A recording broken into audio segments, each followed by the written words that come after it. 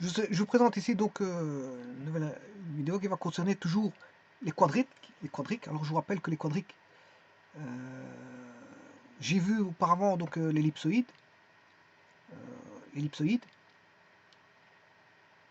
dont l'équation réduite est x carré sur a carré plus y carré sur b carré plus z carré sur c carré égale 1. Et puis j'ai vu par après l'ellipsoïde de révolution où il fallait qu'il y ait deux coefficients du dénominateur soient égaux entre eux. Et si les trois coefficients sont égaux, on avait la sphère. Voilà. Et donc vous avez l'équation quadrique qui est une équation du troisième degré, enfin je m'excuse, du deuxième degré à trois variables, c'est ça que je veux dire, trois variables. Bon. Et si l'on ne tient que deux, c'est parce qu'en fait, on a affaire à des coniques, on est dans le plan. On dit quadrique ou surface quadratique aussi. Bon, alors ici, la vidéo aura pour but de voir non plus les ellipsoïdes, ou l'ellipsoïde de révolution, parce que ça a déjà été vu, mais d'avoir l'hyperboloïde.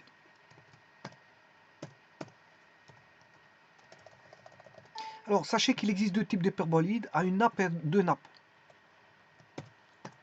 L'hyperboloïde ici je vais voir l'hyperboloïde à une nappe.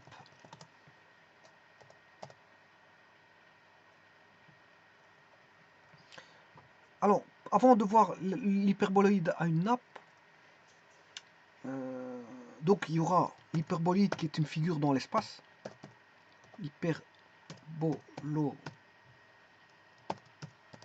mais il y a l'hyperbole dans le plan. Il y a son jumeau qui est l'hyperbole. Enfin, son jumeau, on va dire, c'est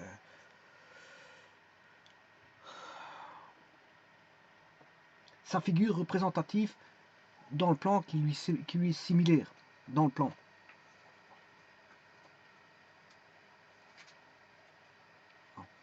Donc une quadrique ou surface quadratique, c'est une équation polynomiale, c'est un polynôme, donc c'est une équation polynomiale cartésienne de degré 2 voire 3, 2 si on est dans le plan, enfin, oui, à deux variables, voire à trois variables, deux variables si on est dans le plan, trois variables si on est dans l'espace. Et vous les voyez qu'elles sont là. La conique c'est ax carré plus 2bxy plus 2cy carré plus 2dx plus 2ey plus f égale 0. Et la quadrique, c'est ax carré plus by carré plus cz carré plus 2dxy plus 2exz plus 2fyz plus gx plus hy plus iz plus j égale 0. Donc elles sont classées par une équation réduite dans un repère orthonormé, soit adaptée à la géométrie euclidienne, ou soit en 9 classes non dégénérées à transformation linéaire en géométrie affine. Alors, l'hyperbole, vous savez très bien que son équation réduite, c'est x carré sur a carré moins y carré sur b carré. C'est la même chose que l'ellipse, hein, sauf qu'à la place d'avoir un plus, on a un moins là. C'est juste ça. Alors vous allez me dire, ouais, mais comme l'ellipsoïde, bon. Donc l'ellipsoïde, c'est tout des plus. Voilà. Donc on va s'arranger pour essayer d'avoir un moins. Et si vous avez un moins, ben, ce sera justement... Parce que si je mets un moins ici, moins y carré, ben là j'ai un moins. J'ai un moins. Et l'autre, il peut être plus. Voilà, il peut être plus. Bien sûr, si je me suis trompé, bien sûr, j'ai voulu aller un peu trop vite. Plus z carré sur c carré égale 1. Il faut qu'il y ait un moins. Et vous le mettez où vous voulez, hein, le moins. Vous le mettez où vous le voulez. Alors, je vais voir ça tout de suite. Je vais prendre GeoGebra. Je vais tracer un hyperboloïde à une nappe. X carré sur 16 moins y carré sur 9 plus z carré sur 4 égale 1. Bon, bien sûr, encore une fois, il faut aller rechercher l'espace. Bon, graphique 3D dans l'espace. Voilà. Et là, on voit l'hyperboloïde à une nappe. C'est l'hyperboloïde à une nappe. Voilà. Alors, je pourrais vous en dessiner une seconde. Je vais retirer celle-là.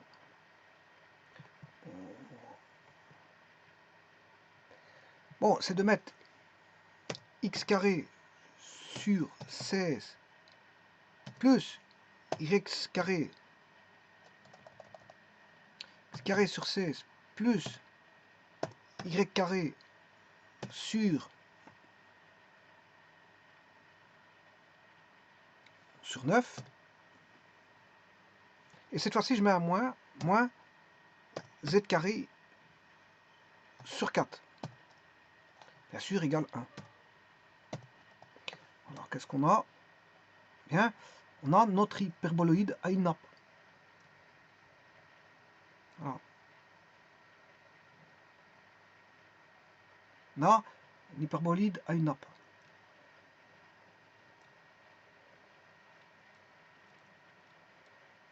Bon, je vais faire un...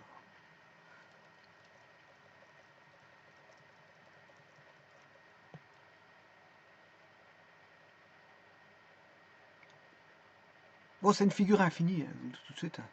Bon, si je continue... c'est une figure infinie, si je fais un zoom, j'aurai toujours quelque chose. Bon, je vais faire un dernier cas de figure.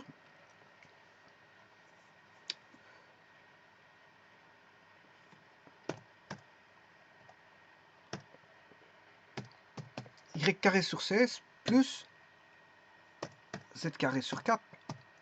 Et là, pour avoir l'hyperboloïde à une nappe, moins x carré sur, je sais pas moi, sur 9 égale 1. Voilà, ben j'ai ceci. Donc là, on a les trois hyperboloïdes là. Bon, j'ai saturé avec 3 hyperboloïdes là.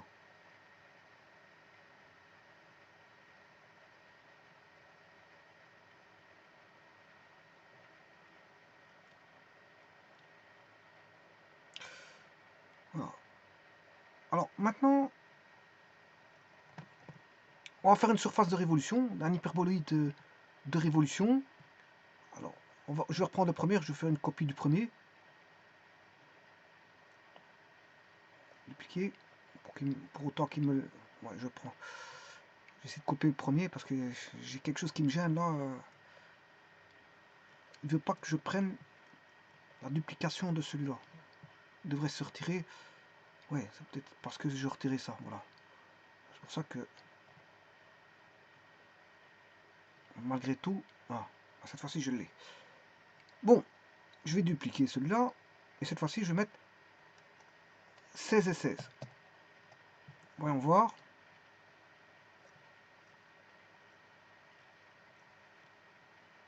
À l'intérieur, on devra avoir des cercles en tout point, pour autant qu'il veut bien se retourner. Parce que pour l'instant, il ne veut pas se retourner. Voilà, il s'est retourné. Parce qu'on a des cercles. Pour moi, on n'a pas de cercle. Bon, ben, on va s'amuser à mettre un 16 ici, alors. Et un 4. Bon, déjà, on va déjà faire celui-là.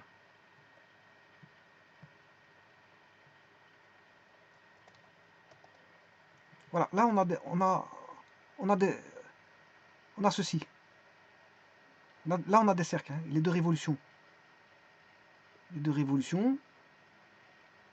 Ça, c'est deux révolutions. Donc, ce qui veut dire que celui-ci, il est toujours de révolution, normalement. Voilà. Voilà, on a des cercles.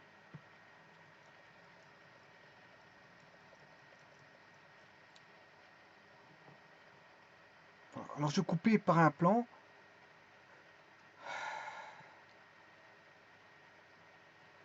Voilà, il vous l'a dit que c'est une hyperboloïde. Hein. Ah, il vous le dit. Hyperboloïde à une nappe. C'est pas moi qui l'ai tapé. Hein. C'est lui qui le dit. Hein. C'est, comment on appelle ça, GeoGebra. Moi, j'ai pas tapé ça. Hein. Il suffit de taper sur la figure, enfin la surface. Voilà. Par contre, ce que je veux, c'est le faire tourner et je n'arrive pas parce qu'il sature un tout petit peu. Alors, pour ça, je vais faire un... Je devrais faire un zoom.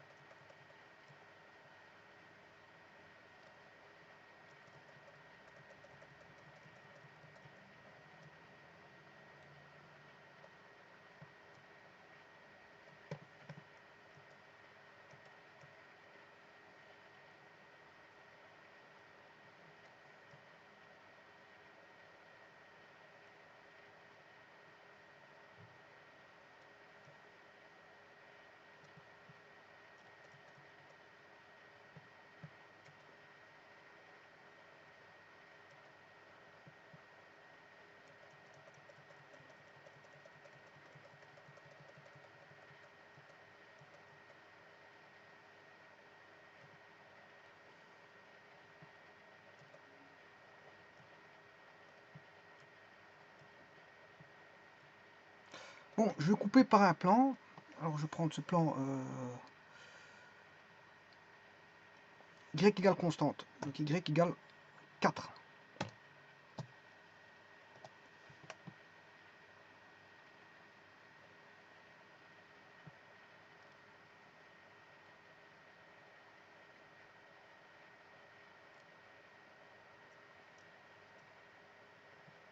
Je n'arrive pas à tourner, je m'excuse, parce que ici, il sature. Il sature pour un moindre 1. Je sais même pas rouler la roulette. Voilà, j'ai du mal à travailler avec ça parce que il laisse pas travailler correctement et sature.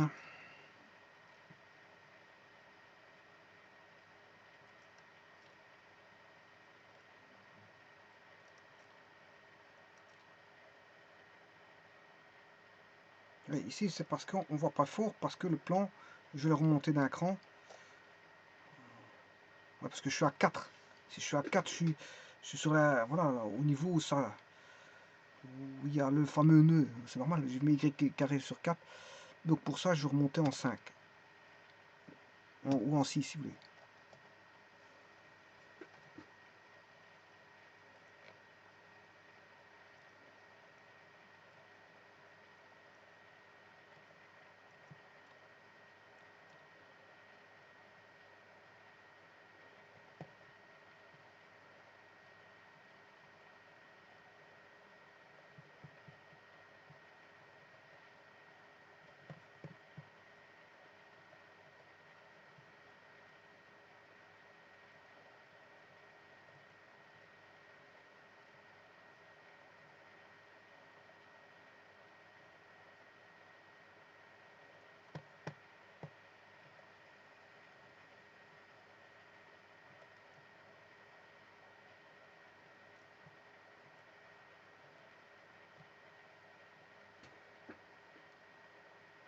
Je fais un peu de n'importe quoi là, parce que une fois il roule et une fois il roule pas. Je suis déjà à 1000, je vais redescendre plus bas, parce que c'est vrai qu'ici c'est une catastrophe.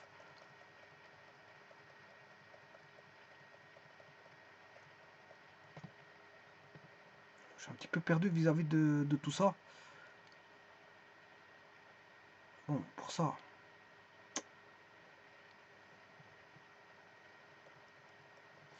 je vais le reconstruire. Hein.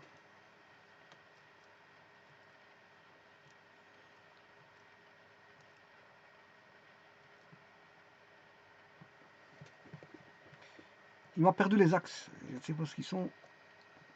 Et ça m'aide pas parce que la roulette ne tourne pas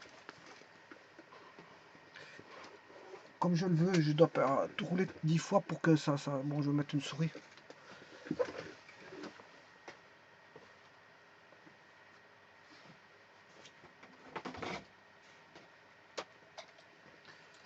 En espérant que j'aurai... En espérant que je vais avoir plus facile.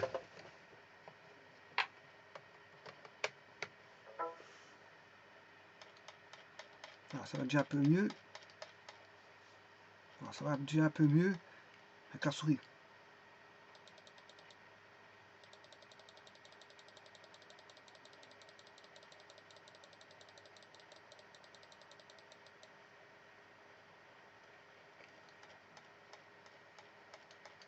Par contre, je suis perdu dans les méandres, je suis en moins 10 000. Je suis en moins 10 000.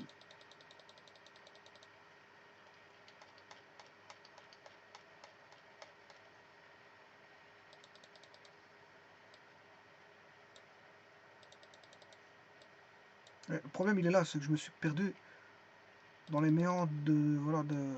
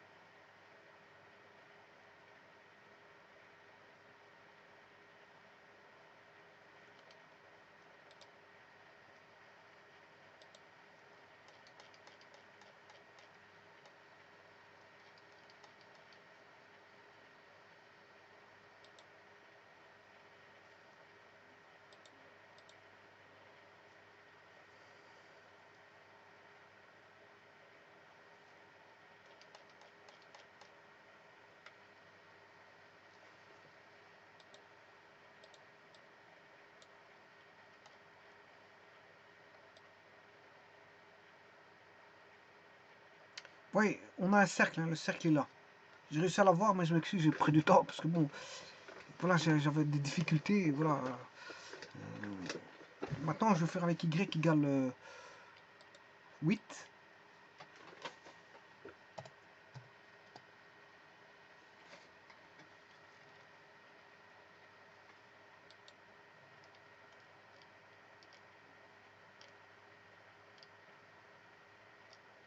Alors, on a su retrouver. On passe. On va tenter de rentrer dedans. Hop. Et on rentre dans le cercle.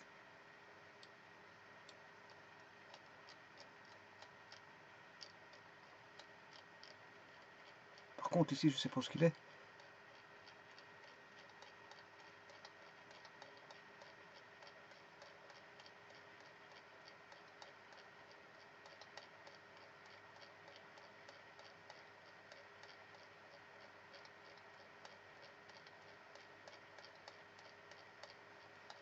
Bon, ça, c'est une singularité. Ça, c'est une singularité. On n'y voit plus qu'un tout petit point.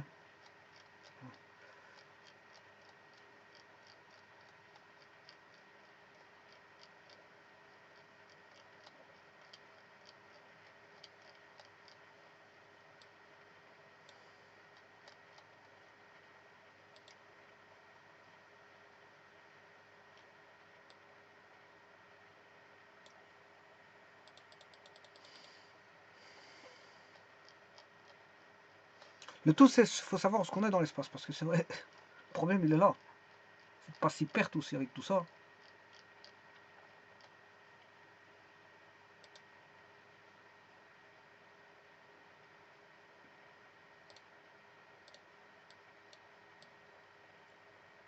Voilà, j'étais dans le trou ici. J'étais dans le trou ici. Vous voyez que c'était un cercle, hein, parce que j'ai pris x carré sur 6. Voilà. Et ça, c'est une surface de révolution. Hein. Celui-ci, il est de révolution. Vous voyez le cercle, c'est ce que je voulais vous montrer.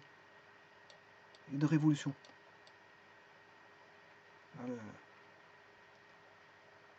Vous voyez, ça c'est l'intérieur. Ça c'est le côté droit. Je tourne comme ceci. Hop. Je tourne à gauche. Là c'est à gauche. Là c'est droit. Gauche. Droit. Gauche. Droit. Et vous voyez, c'est bien un cercle.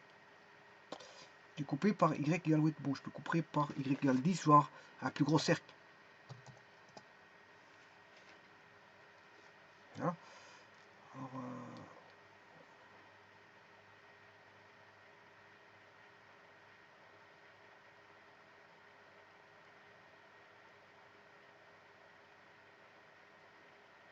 bon, maintenant, si je mets pas l'égalité,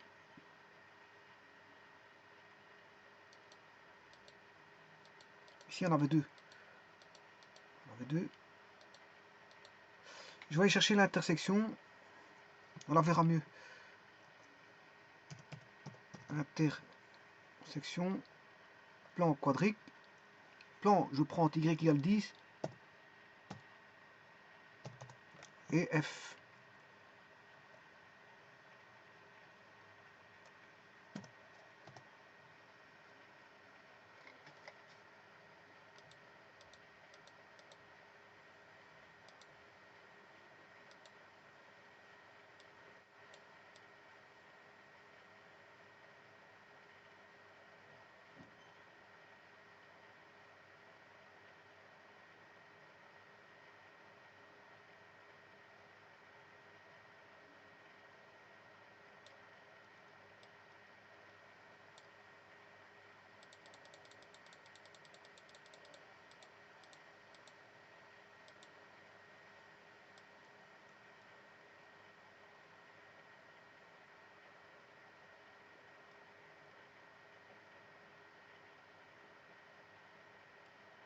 Alors, l'axe des X, c'est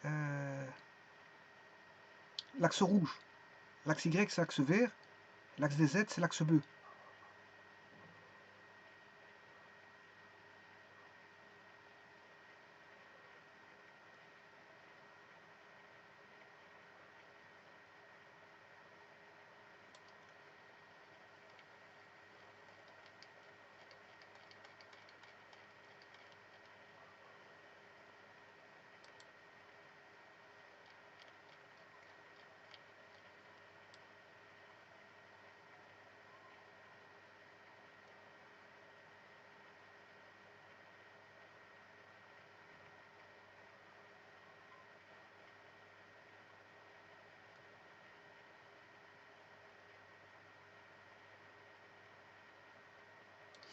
Alors, bon, maintenant, je vais vous en créer un autre d'hyperboloïde de révolution à une nappe.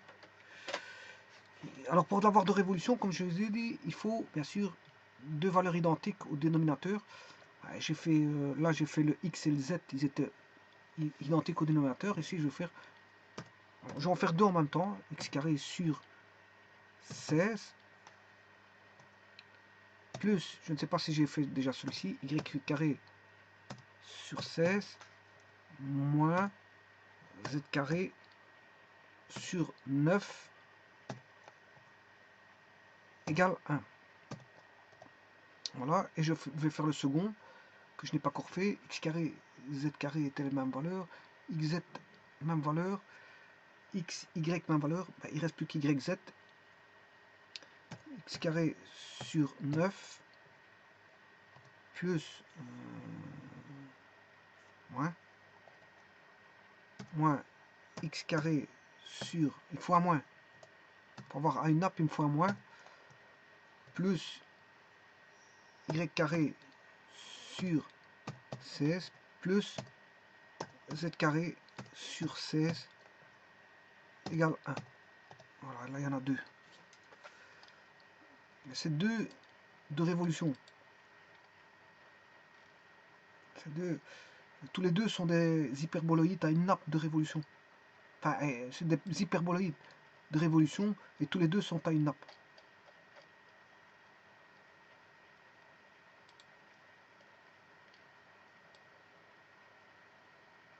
Et qu'il y a un cercle dedans. Hein. Vous voyez, c'est un cercle.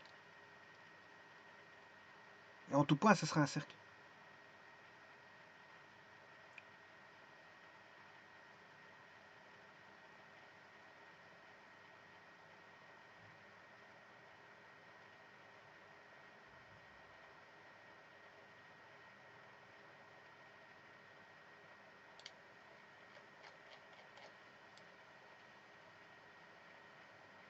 Alors ça c'est le premier.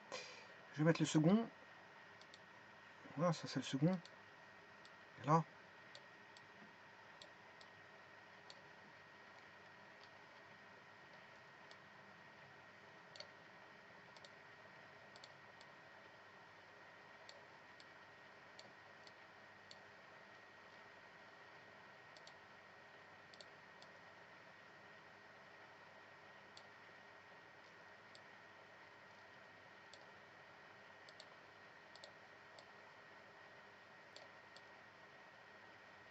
Voilà.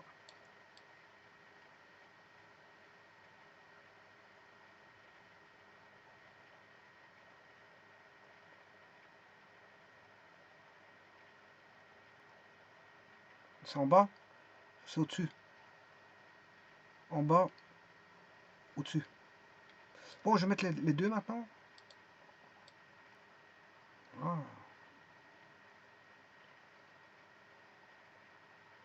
Ça c'est les deux.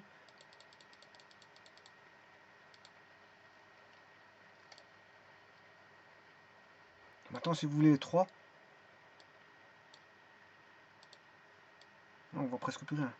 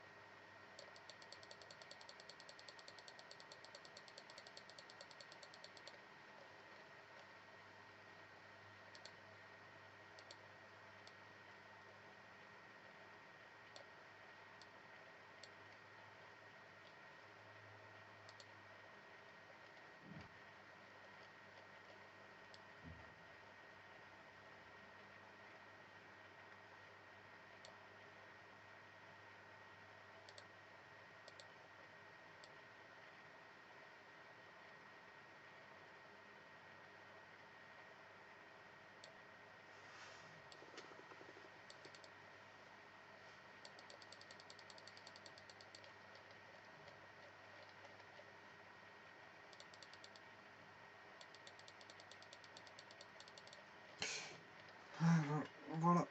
Je vous remercie beaucoup.